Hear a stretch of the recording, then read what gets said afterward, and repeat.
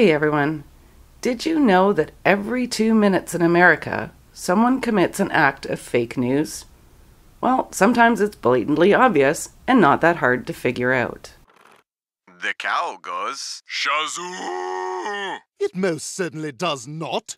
Hi, I'm Diana Davison, and today I want to draw your attention to the meltdown that ABC's 2020 had when they got busted for bad journalism. You cursed rat! Look what you've done! I'm melting! Melting!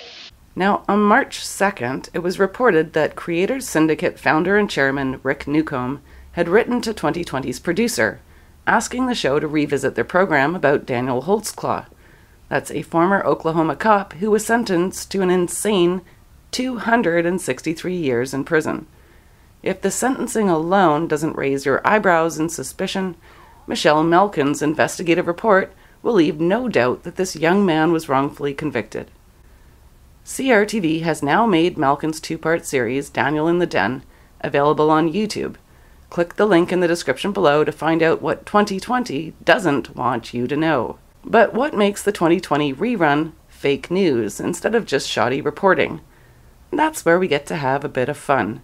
When ABC ignored Rick Newcomb's request for them to update their program, Newcomb published his own article on March 27th, asking, "Should this policeman be in prison?"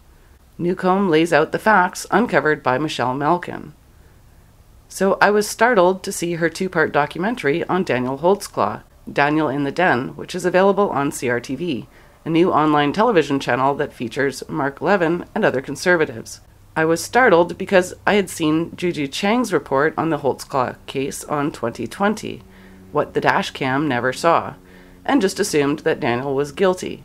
Chang followed the story as it existed, meaning Holtzclaw had been found guilty and the reporter assumed he was guilty because of that, and the audience was left with the impression that of course he was guilty. But Newcomb talks about the new DNA findings and notes, "The case against Daniel Holtzclaw appears to have been created by two detectives in Oklahoma City Police Department who said they decided early on that he was guilty. One of those is retired Detective Kim Davis, who says she was convinced from the beginning that the accuser was telling the truth. The other detective, Rocky Gregory, eventually concluded that Holtzclaw is a psychopath, and both detectives were determined to prove their suspicions correct." Newcomb's article is so great, he even links to 2 of my videos. Well done. And here's where 2020 has their meltdown.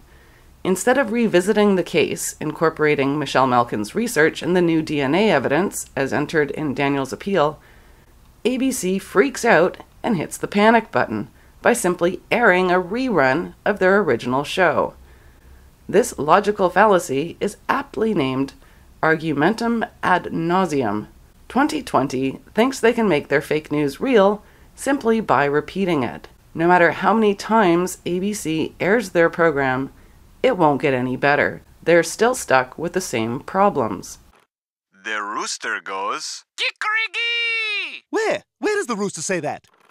The monkey goes, Macaque! No, it does not. And they would have gotten away with it too if it weren't for that meddling Malkin. Who thought a good little girl like you could destroy my beautiful wickedness? Ah, look out!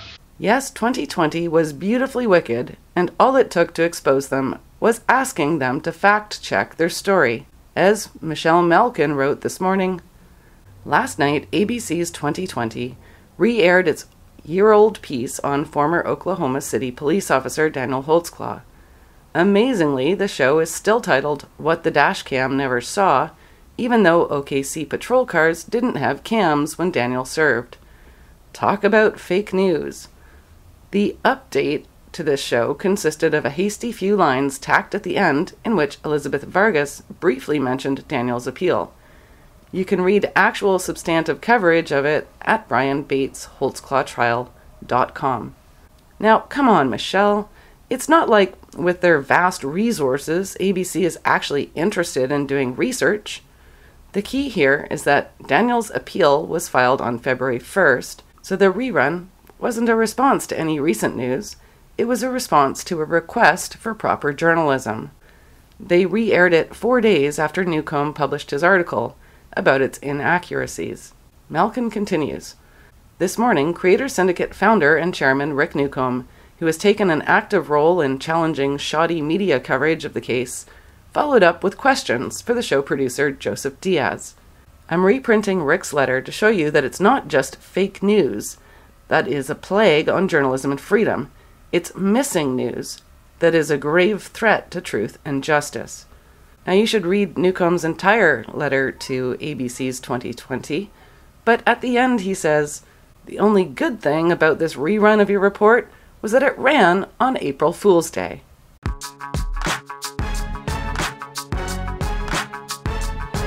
Now, I want to finish with something Daniel wrote in a letter to me. "Diana, I'm a straightforward guy, and predominantly the majority of the public views me as this heinous Ted Bundy monster due to the media. I'm nothing like any of these profiles they want to put on me, and I hear all the crap they say about me. It hurts like hell because all my life I've worked to establish a good reputation, good character, and just with a snap of some corrupt detective's or DA's fingers, I'm viewed as one of the monsters of Oklahoma. Remember those words. Those words should haunt all of us until Daniel Holtzclaw is free. What happened to him can happen to any of us.